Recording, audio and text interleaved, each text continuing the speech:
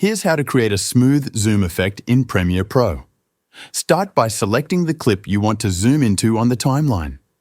Open the Effect Controls panel and find the Motion section. Look for Scale, which controls the zoom level. You'll see an anchor point in the preview window. This determines the focus of the zoom. Move it to the area you want to zoom into. Now, position the playhead where you want the zoom to begin.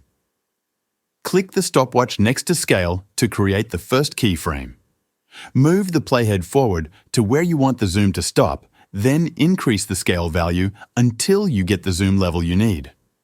Premiere Pro will generate a second keyframe, creating the zoom in effect. If you want the zoom effect to hold before zooming out, add another keyframe at the point where you want the zoom to stay. Then, move the playhead to where you want to start zooming out and click the Reset Parameter button to return the scale value to its original setting. To make the movement smoother, select the first two keyframes, right-click, and choose Ease In. For the last two keyframes, choose Ease Out. This makes the transition more natural. If you want to adjust the speed, move the keyframes closer together for a faster zoom or spread them out for a slower effect.